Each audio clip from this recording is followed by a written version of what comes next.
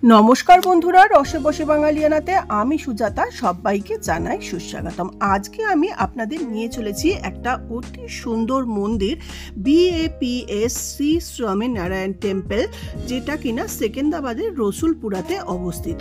গত 14 ফেব্রুয়ারি থেকে যেহেতু আমি ছেলের কাছে হায়দ্রাবাদে রয়েছি বা সেকেন্দ্রাবাদে, সেহেতু আমি 24শে ফেব্রুয়ারি চলে গেছিলাম এই মন্দিরটিতে। সেকেন্দ্রাবাদের এই স্বামীনারায়ণ টেম্পলটি সম্পূর্ণ তৈরি সাদা মার্বেল পাথরে। এই যে দূরে দেখা যাচ্ছে মানে স্বামীনারায়ণ টেম্পল, তো এখানে আমি এসে গেছি। এবার ভেতরে যাব, ভেতরে গিয়ে কি দেবতা আছে সবটাই আপনাদের সঙ্গে শেয়ার করব।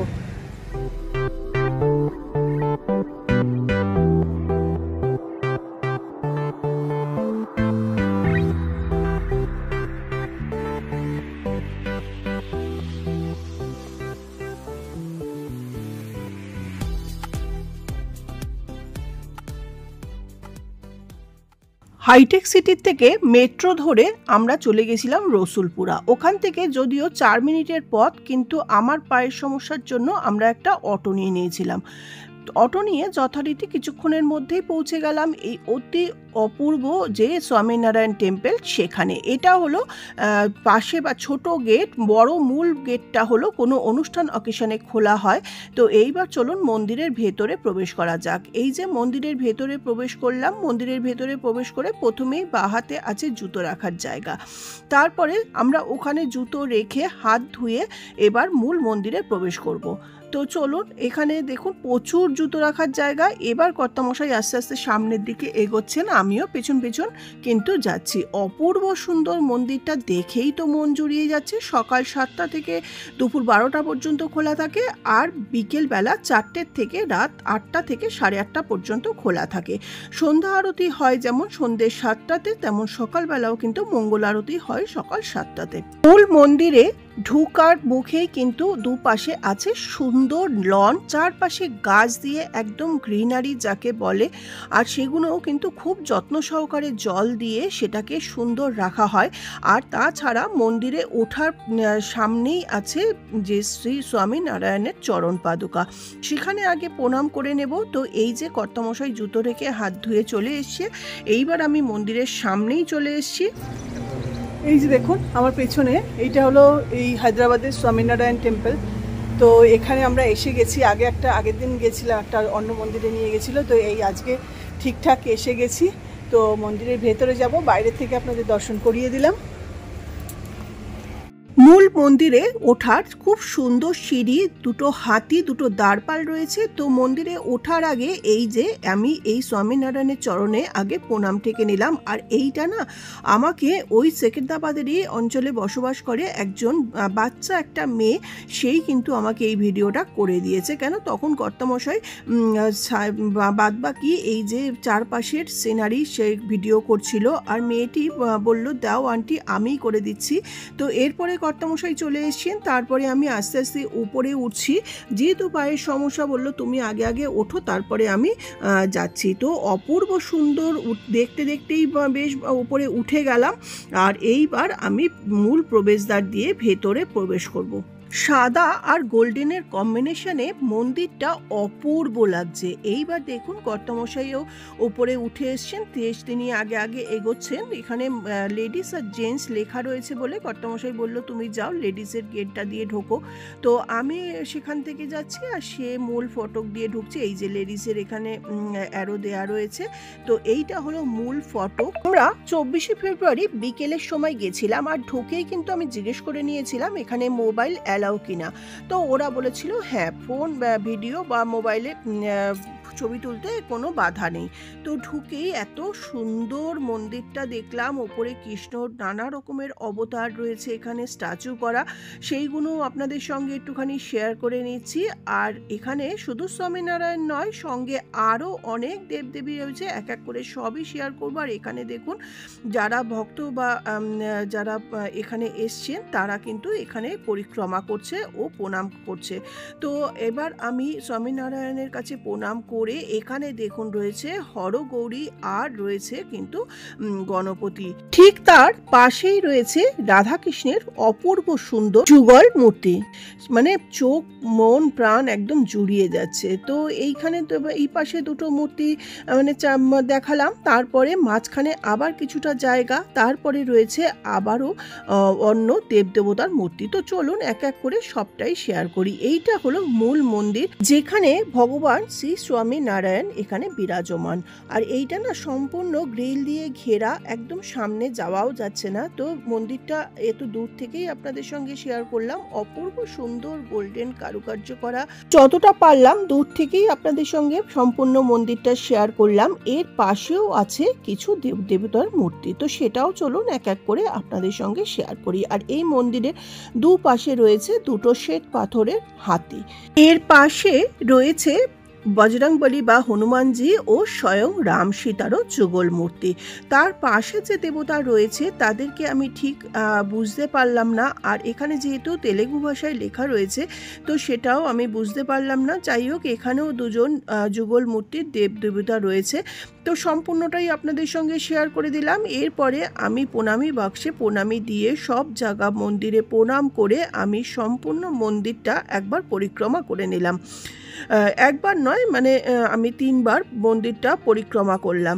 তো এরকম ঘুরে ঘুরে পায়ে ব্যথা থাকলেও কিন্তু তখন মোটামুটি গোটা 10-15 লোক ছিল, ফাঁকা ফাঁকাই ছিল। আর জানি না, আমাকে কিন্তু ভিডিও বা ছবি তুলতে কোনো বাধা দেয়নি, আমি পারমিশন নিয়ে নিয়েছিলাম। আর কোনো অনুষ্ঠান অকেশনে জানি না ভিডিও অ্যালাউ করে কিনা। তো আমি এখানে খুব ভালোভাবে প্রণাম করলাম, শান্তির জায়গা। ওরা খুব ভালোভাবে, যারা এখানে তত্ত্বাবধানে ছিলেন তারা আমাদেরকে বসতে বললেন, আমার হাজব্যান্ডের সাথে অনেকক্ষণ কথা বললেন। আর এই সারা বিশ্বে কিন্তু এই স্বামীনারায়ণ টেম্পল অনেক আছে। এই যে এই দাদা, এনার সাথে একটু কথা বলে নিলাম। नमस्कार दादा, इधर सुबह शाम पूजा होता है। मैं फर्स्ट टाइम आया है। अच्छा, इधर पूजा कैसे होता है? ये मंदिर 2004 में बना था। हाँ, और अभी इसको 21 साल कंप्लीट हुआ। तो आपको मालूम है भारत बहुत बड़ा देश है, संत अवतार आते ही रहते हैं। तो भगवान स्वामी का जन्म हुआ था छपैया में, 240 साल हो गया। तो उसके पूरे भारत में 1500 मंदिर है, उसका एक मंदिर यहाँ है।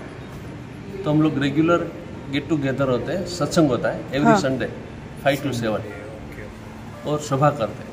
और हाँ, सुबह आरती होती है,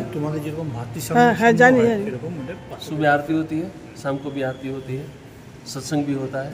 और ये मंदिर के नीचे 152 एक्टिविटी होती है, पर्यावरण, हेल्थ, एजुकेशन और यू नो। अभी जो हमने गांधीनगर अक्षरधाम बनाया था 92 में, फिर 2005 में बनाया 108 एकड़ में दिल्ली, फिर अभी 185 एकड़ में बनाया प्रोविंस विला में। अबू धाबी जो मंदिर बना 2024 में ओपनिंग हुआ। ठीक है। तो और मंदिर खुला रहे, अक्षरधाम की ब्रांच है। खुला रहता है कब? सुबह 7 बजे से 12 बजे तक, हाँ, और शाम को 4 बजे से 8 बजे तक। 8 बजे। ठीक है, ओके, धन्यवाद। प्लीज़। অক্ষয়ধাম স্বামীনারায়ণ টেম্পল কিন্তু বিশ্বে অনেক জায়গাতেই আছে, শুনলেনই তো। এটা 2004-এ তৈরি হয়েছে, 21 বছর হয়েছে। এছাড়া Abu Dhabi, north America, Gujarat, London, Atlanta, Los Angeles সমস্ত জায়গাতে কিন্তু এই মন্দির রয়েছে। আর এবার কর্তামশাই ওনাদের সাথে কিছুক্ষণ কথা বললেন। এই যে দেখুন, অপূর্ব সুন্দর মন্দিরের একটা ছবিও এখানে রয়েছে। আর এখানেও এত সুন্দর করে এখানে কত ধর্মগ্রন্থ রাখা রয়েছে। এখানে সনাতন ধর্ম নিয়ে ওরা আলোচনা করছে। এরা যতক্ষণ কথা বলছে, আর দেখুন দরজাগুলো কি সুন্দর কাঠের।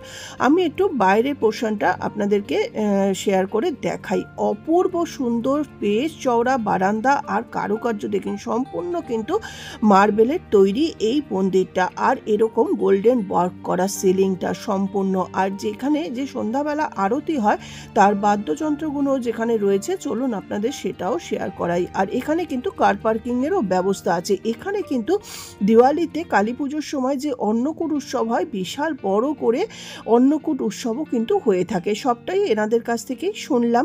অপূর্ব সুন্দর এখানে দেখুন মন্দিরটা রয়েছে। এরপরে দেখুন এখানে কাসর, ঘণ্টা, তারপরে বাদ্যযন্ত্র সমস্ত রয়েছে। এটাই হয়তো আরতির সময়, যদিও আমি কোনো আরতি দেখিনি। বিকেলবেলা গেলেও আমরা কিন্তু সন্ধ্যের আগে, আরতি হওয়ার আগেই ওখান থেকে চলে এসেছিলাম। তো এখানে সম্পূর্ণ মন্দিরটা আপনাদেরকে শেয়ার করলাম। আর এই দেখুন লনে কি সুন্দর জল দেওয়া হচ্ছে, চারপাশে পেছনেও কিন্তু এরকম করিডোর রয়েছে, চারপাশে কিন্তু গ্রিনারি। আর সামনের দিকের লনটাতে না তোরণ বাঁধা হয়েছে, যেহেতু দুদিন বাদেই শিবরাত্রি ছিল। শিবরাত্রিতেও কিন্তু এখানে বেশ বড় করে অনুষ্ঠান হয়, হোম হয়, আরও নানা রকমের আর প্রসাদ বিতরণ হয়।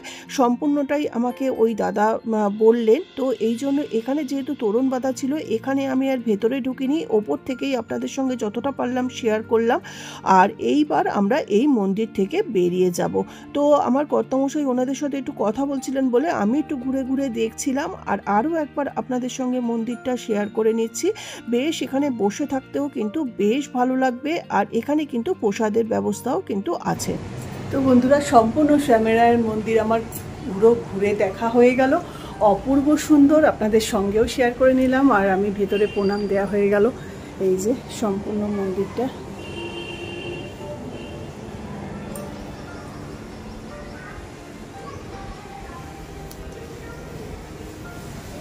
এইবার এখান থেকে বেরিয়ে